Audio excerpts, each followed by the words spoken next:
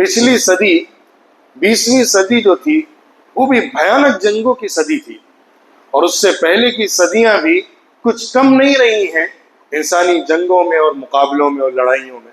لیکن جو 20ویں صدی تھی، 20th سینچری جو ابھی گزری ہے، اس کے اندر بھی بڑی بڑی جنگیں ہوئی۔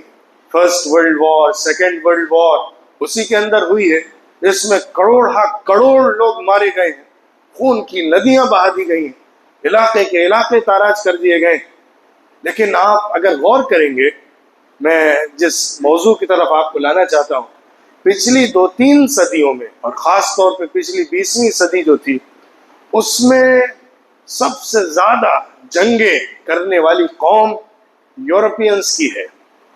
یورپ کے جو لوگ ہیں، مغرب کے جو لوگ ہیں، جو آج کے ماڈرن سویلائزڈ لوگ کہلاتے ہیں، ان کی تاریخ بڑی جنگوں کی تاریخ ہے۔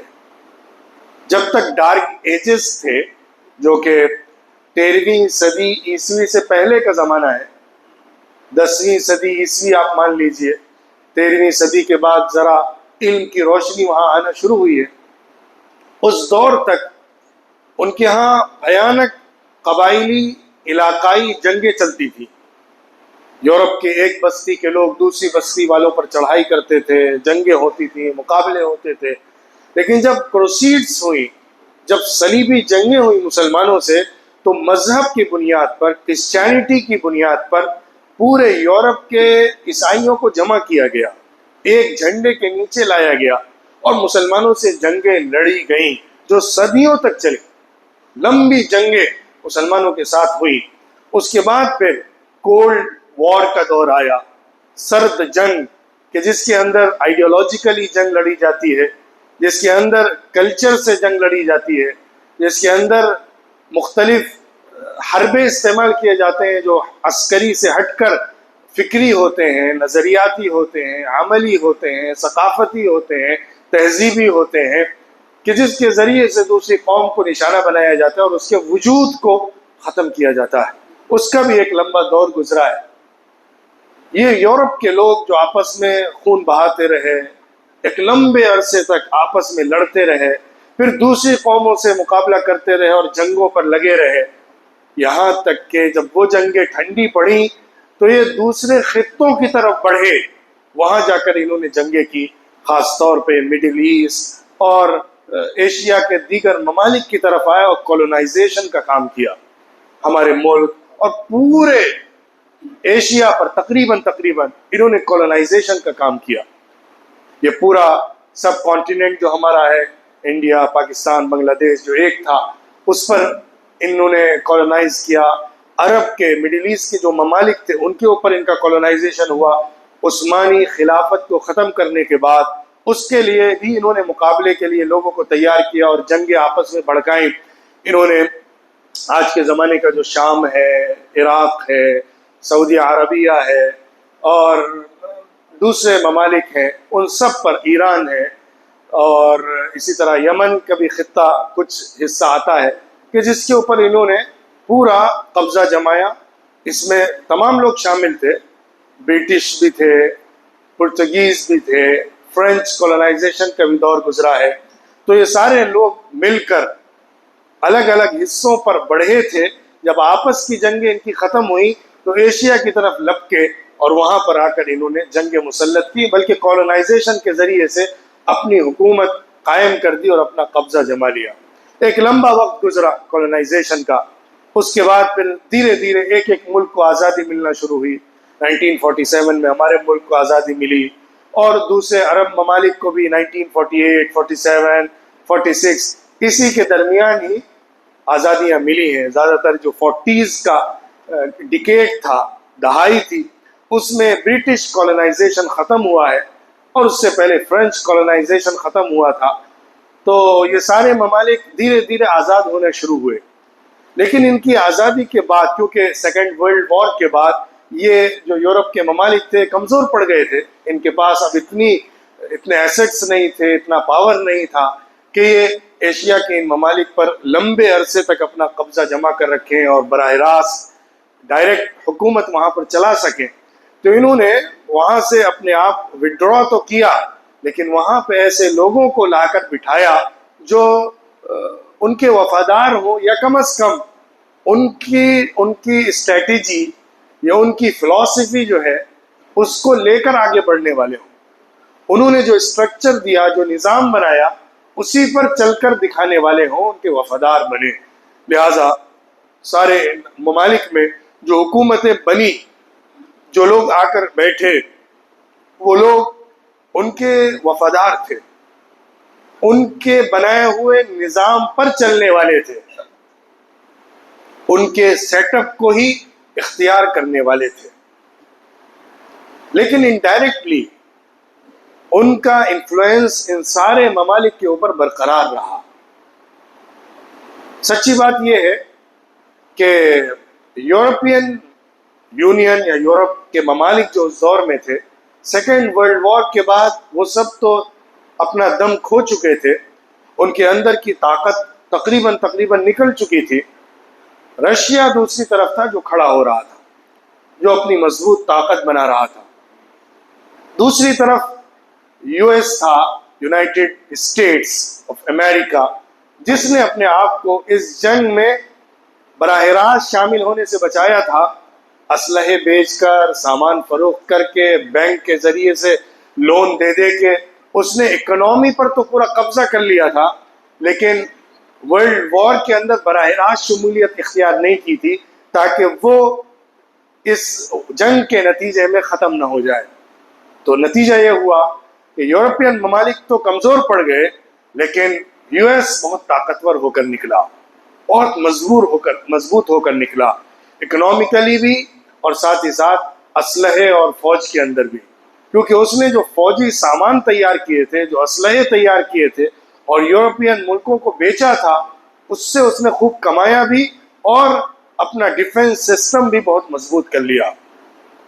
دنیا میں دو بڑی طاقتیں تھیں، ایک سوویت یونین کی طاقت تھی اور دوسری یو ایس کی طاقت تھی. سوویت یونین جو رشیا کا ایک پورا یونین تھا، اس کا ایک دور گزرا ہے، 50s اور 60s کا جو دور ہے، اس کے اندر رشیا کا توتی بولتا تھا. رشیا نے اپنے تمام خطوں پر قبضہ رکھتے ہوئے افغانستان میں داخلہ لیا تھا اور افغانستان کے اندر داخل ہو کر وہاں حکومت قائم کرنے کی کوشش کی تھی. 20 سال تک رشیا افغانستان کو اپنا میدان جنگ بنائے رکھ رہا اور وہاں مقابلہ کرتا رہا. پھر رشیا ٹوٹا اور سوویت یونین کے پرخچے اڑ گئے، ایک ایک ملک الگ ہوتا گیا. شیشان، کون سے سارے ممالک تھے، قزاقستان، یہ سارے ممالک سوویت یونین کے اندر آتے تھے، ایک ایک کر کے وہ ٹوٹے اور جو اس کی طاقت تھی وہ ختم ہو گئی. اب تنہا پوری دنیا میں سب سے بڑا سپر پاور یو ایس بن کر نکلا، وہ باقی رہا. پھر اس نے پوری دنیا کے اوپر اپنا انفلوئنس بٹھایا، کیونکہ جو یو ایس کے بیک بون تھے، وہ بیک بون زائنسٹ لوگ تھے. اس کے پیچھے جو دماغ ہے، یو ایس کی پوری پالیسی میکرز جو ہیں، پورے پالیسی میکرز جو ہیں، وہ سب یہودی نواز لوگ ہیں، صہیونی لوگ ہیں. وہ لوگ جیوز ہیں یا جیوز نواز ہیں. ان لوگوں نے بینک کے ذریعے سے اکنامی پہ جو قبضہ کیا اور پوری دنیا کے اندر ڈیفنس سسٹم جو ڈیولپ کیا، کیونکہ انہوں نے جو انویسٹمنٹ کر کے، بڑے انویسٹمنٹ کر کے، بڑے سائنٹسٹ کو لے کر جو ڈسکوریز کی یا جو چیزیں انوینٹ کی ہیں، تیار کی ہیں، اس کو پوری دنیا میں بیچا ہے، پوری دنیا میں فروخت کیا ہے، جس کے نتیجے میں اپنی اکنامی کو بہت اوپر بڑھایا ہے. سب سے زیادہ یو ایس کو جو اکنامی بڑھانے کا موقع ملا ہے، وہ جنگوں کے ذریعے سے ملا ہے. اس کی تاریخ ہی جنگوں سے شروع ہوتی ہے. جو سیکنڈ ورلڈ وار تھی، ایون فرسٹ ورلڈ وار میں بھی یو ایس نے ہی اپنے آپ کو اکنامیکلی اسٹرانگ کیا. پھر اس کے بعد سے جتنی جنگیں پوری دنیا میں ہوئی ہیں، اس میں یو ایس سب سے بڑا اسلحے کا، ویپنز کا سپلائر رہا ہے، کیونکہ اسی پر اس کی اکنامی گروتھ کرتی ہے. واقعہ یہ ہے کہ اگر جنگیں رک جائیں تو یو ایس بیٹھ جائے گا، کیونکہ اس کی اکنامی اس سے چلتی ہے. ملکوں کو فروخت کرنا، جنگوں کے اندر خود داخل ہونا یا انڈائریکٹلی دوسروں کو داخل کرنا، اور پھر اسلحوں کے سودے کرنا، ویپنز بڑے بیچنا، اور پھر بلینز آف بلینز کی کمائی اس میں کرنا، یہی اس کا پیشہ ہے، یہی اس کا آکوپیشن ہے. یہ اس کا طریقہ کار ہے، پوری دنیا میں وہ یہی کرتا رہا ہے، پوری تاریخ اسی سے بھری ہوئی۔ افغانستان میں گھسا، وہاں لڑائیاں کی، عراق میں گھسا، وہاں خون بہایا، اور دنیا کے مختلف خطوں میں مختلف علاقوں میں وہ گیا اور خون ہی خون بہاتا رہا۔ لیکن دوسرے مڈل ایسٹ کے اندر، خاص طور پر ایشین ملکوں کے اندر جتنی بھی وارز ہوتی ہیں، سچی بات یہ ہے کہ وہ خود ان کی اپنی وار نہیں ہے، بلکہ وہ ڈالی ہوئی، لائی ہوئی، پلانڈ وارز ہیں، جس کے اندر یو ایس کا سب سے بڑا ہاتھ ہے۔ آپ غور کریے، پچھلی لاسٹ سینچری، 20th سینچری سے لے کر ابھی تک، اور خاص طور پہ اس 21st سینچری میں جب کہ امریکہ براہ راست جنگ میں داخل ہوا، افغانستان سے شروع ہوئی، پھر اس کے بعد عراق میں آیا اور دوسرے ملکوں میں بھی گھسا، ان تمام حالات کے اندر اور اس پوری صدی کے اندر اور دہائیوں کے اندر آپ غور کریے کہ مڈل ایسٹ کے اندر، ایشین ملکوں کے اندر جو جنگیں بڑی بڑی بھڑکی اور چلی، اس میں یقیناً لوکل لوگ استعمال ہوئے، لوکل لوگ جنگ لڑتے رہے، لیکن اس کی پلاننگ، اس کے بیک بون کے اندر اگر آپ ریسرچ کریں گے تو یہی یو ایس نظر آئے گا۔ اسی نے ان جنگوں کو بھڑکایا ہے، اسی نے دونوں طرف سے کھیلا ہے اور لڑائیاں کرائی ہیں، کیونکہ اسی کے ذریعے سے اس کی بقا ہے، اس کا وجود موجود ہے۔ آج بھی دنیا میں خون ہی خون ہے، پورے مڈل ایسٹ کو جھلسا دیا گیا ہے، اس کے اندر جنگ کو تھوپ دیا گیا ہے، اور بھی دوسرے ایشین ممالک کے اندر جنگ کو دھیرے دھیرے لانے کی کوشش کی جا رہی ہے۔ سچی بات یہ ہے کہ قیامت سے پہلے دنیا کے اندر جنگوں کی کثرت کا ہونا یہ حدیثوں میں بیان کیا گیا ہے۔ قتل و خون بڑھ جائے گا، جنگیں بہت ہوں گی، آپس میں لڑائیاں اور علاقوں سے جنگیں زیادہ سے زیادہ آئیں گی سامنے۔ اس کا تذکرہ اللہ کے رسول صلی اللہ علیہ وسلم نے فرمایا ہے۔ ایک حدیث ہے، صحیح بخاری اور صحیح مسلم کی حدیث ہے، حضرت ابو ہریرہ رضی اللہ عنہ نے روایت کیا ہے کہ آپ علیہ الصلاۃ والسلام نے ارشاد فرمایا، لا تقوم الساعة حتى يكثر الحرج قالوا وما الحرج یا رسول اللہ قال القتل القتل۔ اللہ کے نبی صلی اللہ علیہ وسلم نے ارشاد فرمایا، قیامت اس وقت تک قائم نہیں ہوگی، قیامت اس وقت تک نہیں آئے گی جب تک کہ حرج زیادہ نہ ہو جائے۔ صحابہ نے پوچھا، اللہ کے رسول صلی اللہ علیہ وسلم یہ حرج کیا چیز ہے؟ بہت زیادہ حرج ہو جائے گا تب قیامت آئے گی، یہ حرج کیا ہے؟ اللہ کے نبی صلی اللہ علیہ وسلم نے جواب دیا، حرج کا مطلب ہے قتل اور خون۔ جب خون بڑھ جائے گا، قتل عام ہو جائے گا، جنگ اور لڑائیاں بھڑک جائیں گی، تب سمجھنا کہ قیامت کا دور آ رہا ہے، قیامت قائم ہوگی۔ اس سے پہلے جنگیں دنیا میں بھڑکی ہوئی ہوں گی۔ آج بھی مڈل ایسٹ کے اندر جنگیں ہوں یا دوسرے ممالک میں بھی جنگیں اس طرح سے پھیلائی جا رہی ہیں، وہ سب اشارہ کرتی ہیں کہ دنیا ایک بڑی بھیانک جنگ کی طرف بڑھ رہی ہے۔ ابھی جس طرح سے اسرائیل کو بیس بنا کر پورے مڈل ایسٹ کے اندر ایک قتل و خون کا کھیل کھیلا جا رہا ہے، وہ ایک نیا سیناریو ہمارے سامنے لاتا ہے اور آگے مستقبل کو بہت خطرناک شکل میں ہمارے سامنے پیش کرتا ہے۔ کیونکہ سچائی یہ ہے، 1947 اور 48 میں اسرائیل کو جو جنم دیا گیا تھا، برٹینس نے جو جنم دیا تھا اس کو، وہ پورے مڈل ایسٹ اور عرب ملکوں اور اسلامی ورلڈ جو ہے اس کے اندر خنجر کی طرح گھونپا تھا، اس کے دل میں بٹھایا تھا کہ پورے خطے میں خون رستا رہے، خون بہتا رہے، اور یہ پورا علاقہ کبھی سکون سے نہ رہ سکے۔ اس کے لیے انہوں نے ہر طرح کے ہتھ کنڈے استعمال کیے۔ اب انہوں نے اپنے اپنے لوگوں کو، پٹھوؤں کو جس طرح بٹھایا ہے ان ملکوں میں، وہ ان کی لائن پر چلتے ہیں، جو ان کی لائن سے ہٹتا ہے وہ اس کو راستے سے ہٹا دیتے ہیں۔ یہ ان کی پالیسی رہی ہے، بالکل کلیئر پالیسی ہے، یا تو تم ہمارے سامنے سرنڈر کرو، یا تو تم اسرائیل کو سجدہ کرو، یا تو تم یو ایس کی سپریمیسی کو مان لو، اس کے بعد پھر ہم تمہارے لیے زبردست دہانے کھولیں گے، بڑے بڑے انویسٹمنٹ لے کر آئیں گے، تمہیں اکنامکلی بہت گروتھ دیں گے، ہم تمہارے ساتھ ٹائی اپ کریں گے، تمہیں آگے بڑھنے کا موقع دیں گے، تم خوب آگے بڑھو، خوب فحاشی پھیلاؤ، خوب دنیا کی موج مستی اور عیش عشرت کو اختیار کرو، ہم تمہارا پورا سپورٹ کریں گے۔ لیکن اگر تم اپنی شناخت کے ساتھ، اپنے کلچر کے ساتھ، اپنے دین اور اسلام کی بنیاد پر مقابلے پر کھڑے ہوگے، ہماری سپریمیسی کو نہیں مانو گے، ہمارے سامنے نہیں جھکو گے، سجدہ نہیں کرو گے، تو پھر ہم تمہارا سر کچل دیں گے، ہم تمہاری گردن موڑ دیں گے۔ یہ ان کی کلیئر پالیسی ہے۔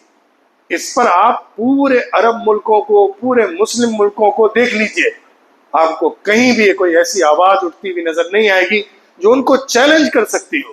اگر کوئی بھی چیلنج کرنے والی آواز ہے تو سب سے پہلے وہ اس کو دباتے ہیں، اس کے مقابلے میں آتے ہیں اور اس کو ختم کرنے کی کوشش کرتے ہیں۔ تو اس طرح آپ دیکھیے ایک چھوٹے سے خطے پر، ایک چھوٹے سے علاقے میں، جو فلسطین کا بھی ایک چھوٹا سا ٹاؤن ہے غزہ کا، اس کے اندر ریبیلینٹ لوگ رہتے تھے، اس کے اندر اپنی آزادی کی آواز لگانے والے لوگ رہتے تھے، اس کے اندر فلسطین کو فلسطینیوں کا ماننے والے اور پورے فلسطین کو واپس لینے کے کا دعویٰ کرنے والے لوگ رہتے تھے۔ تو اس کے لیے کیسے پوری دنیا کو ایک طرف کر کے یو ایس نے اسرائیل کے ساتھ کھڑے ہو کر اس کو تہوبالا کر دیا، تہس نہس کر دیا، اس کی مٹی میں انسانوں کے جسم سے اس کو خون اور جسم کی بوٹیوں سے بھر دیا، ملبے میں تبدیل کر دیا۔ ایک عمارت بھی ایسی نہیں بچی ہے کہ جس میں کوئی انسان سکون سے رہ سکتا، ایک بستی بھی نہیں ہے، ایک زمین کا انچ بھی ایسا نہیں ہے کہ جس میں سکون کی سانس لی جا سکتی ہو۔ اس طرح انہوں نے تہوبالا کر دیا، اور دنیا کے سامنے، یو این او کے سامنے، پورے دنیا کے اندر انسانیت کا دعویٰ کرنے والوں کے سامنے یہ سارا کھیل ہوتا رہا اور سب دیکھتے رہے۔ اور پھر اس کو آگے بڑھا کر اب دوسرے ملکوں تک لے جایا جا رہا ہے، کیونکہ ان کا پلان یہ ہے، یہ بہت پہلے کا پلان ہے، ابھی کا نہیں ہے۔ سائنس بیکو کا ایک خاص میپ ہے جو پہلے آیا تھا، اس کے بعد بھی اس پر کافی ریسرچ ہوئے ہیں، کافی کام ہوا ہے، جو بعد میں لیک بھی ہوئے، اور پروٹوکولز آف زائنسٹ جو ہے، پروٹوکولات الصہاینہ، صہیونیوں کا جو پروٹوکولز ہے، جو بعد میں چھپا بھی تھا، پبلش بھی ہوا، پہلے وہ خفیہ تھا، پھر وہ لیک ہوا اور چھپا۔ اس کے اندر یہ باتیں کلیئر لکھی ہوئی ہیں کہ پورے مڈل ایسٹ پر اسرائیل کا قبضہ ہونا ہے۔ پورے ان بیسک جو عرب ممالک ہیں، آپ یوں سمجھیے کہ پورا شام، عراق اور خیبر تک، سعودی عربیہ کا جو آج خیبر کا علاقہ ہے، وہاں تک وہ اپنے دائرے کو وسیع کرنا چاہتے ہیں، نہر سے لے کر نہر تک ان کا دعویٰ ہے کہ یہ سب ہمارا ہے، یہاں پر ہم اپنی زائنسٹ حکومت کو قائم کریں گے۔ اس کے لیے وہ جنگ کو آگے بڑھا رہے ہیں، فروغ دے رہے ہیں، دور تک کھینچ رہے ہیں، اس کو دوسری جگہوں تک لے جانا چاہتے ہیں، وہاں پہنچا کر اپنے مقاصد حاصل کرنا چاہتے ہیں، اور ان کو کوئی ذرہ برابر بھی شرم محسوس نہیں ہوتی کہ میں کتنے ورلڈ رولز اینڈ ریگولیشنز کو وائلیٹ کرتا ہوں۔ ان کو کوئی فکر ہی نہیں ہے، یہ کھلے عام دہشت گردی پھیلاتے ہیں، اور ان کو معلوم ہے کہ کوئی ہمارے سامنے آنکھ نہیں دکھا سکے گا۔ یو این او کے اندر سارے ملکوں نے ان کے خلاف ووٹ کیا، لیکن اکیلا یو ایس کھڑا ہوا ہے۔ یو ایس اسرائیل سے زندہ ہے، اور اسرائیل یو ایس سے زندہ ہے، اس بات کو سمجھیے، کیونکہ یو ایس کی پوری اکنامی ان مڈل ایسٹ کے ملکوں کے ساتھ جڑی ہوئی ہے، اور مڈل ایسٹ پر اس کا قبضہ اسرائیل کی وجہ سے باقی ہے۔ جس دن اسرائیل ختم ہوا، یو ایس کا قبضہ مڈل ایسٹ سے ختم ہو جائے گا، اس کے تمام جو یہاں پہ فائدے حاصل ہو رہے ہیں، جو کچھ یہاں سے مل رہا ہے، وہ سب ختم ہو جائے گا۔ لہٰذا وہ کسی بھی صورت میں اسرائیل کا ساتھ نہیں چھوڑ سکتا، اور اسرائیل کبھی بھی یو ایس سے کٹ کر نہیں جی سکتا۔ دونوں ایک دوسرے کے لیے لازم الملزوم ہیں، اور یہ یاد رکھیے، جس دن اسرائیل گرے گا اور اسرائیل تباہ ہوگا اور اسرائیل اپنی موت مرے گا اور اسرائیل شکست کھائے گا، اس دن یو ایس کی سپریمیسی پوری دنیا میں ٹوٹ جائے گی، اور انشاءاللہ وہ دن آئے گا۔ وہ دن بہت دور نہیں ہے، وقت لگے گا، قربانیاں ہوں گی، بہت جانیں جائیں گی، اور نہیں معلوم اللہ رب العزت نے کتنا وقت اس کے لیے لکھا ہوا ہے۔ لیکن وہ وقت آئے گا ضرور، کیونکہ اللہ کی سنت یہی ہے اور دنیا کی تاریخ بھی ہم کو یہی بتاتی ہے۔ البتہ ایسے حالات میں، ایسے موقع پر جب کہ ہم بہت کچھ نہ کر سکتے ہوں، ہمارے ہاتھ میں بہت کچھ نہ ہو، ہم ظاہر سی بات ہے وہاں پہنچ کر مدد نہ پہنچا پا رہے ہوں، تعاون نہ کر پا رہے ہوں، تو پھر بھی ہماری یہ دینی، اخلاقی، انسانی ذمہ داری ہے کہ ہم دنیا میں ان کی آواز بنیں، ہم ان کے درد کو بانٹیں اور ہم حق کے ساتھ کھڑے ہوں۔ ہم دیکھیں کہ ہم کس سائیڈ کھڑے ہوئے ہیں، ہم کس سائیڈ اپنے آپ کو رکھ رہے ہیں۔ ایسا تو نہیں ہے کہ ہم دنیا میں باطل طاقتوں کے ساتھ اپنے آپ کو کھڑا کر رہے ہیں، ڈائریکٹلی یا انڈائریکٹلی۔ یہ ذہنی طور پر، فکری طور پر، عملی طور پر ہمیں طے کرنا ہے کہ ہم کدھر کھڑے ہیں، اور پوری ایمانداری کے ساتھ، سچائی کے ساتھ، انسانیت نوازی کے ساتھ ہمیں حق کے راستے پر کھڑے رہنا ہے اور حق کا ساتھ دینا ہے، اس کا تعاون کرنا ہے۔ ہمیں اسی پر رہتے ہوئے دنیا سے جانا ہے تاکہ کل اللہ کے سامنے ہم یہ کہہ سکیں کہ ہم حق والوں کے ساتھ کھڑے تھے اور ہمارا حشر بھی ان کے ساتھ ہو۔ اللہ رب العزت ہم سب کو حق کی نصرت کرنے والا، حق کی مدد کرنے والا اور حق کو آگے بڑھانے والا بنائے، ظلم و زیادتی سے، قتل و خون سے، یہ ناجائز جنگوں سے دنیا کو آزاد فرمائے، اور دنیا کی جو بدترین ظالم طاقتیں ہیں ان کو شکست عطا فرمائے اور ان کو کیفر کردار تک پہنچائے۔ وآخر دعوانا ان الحمد للہ رب العالمین۔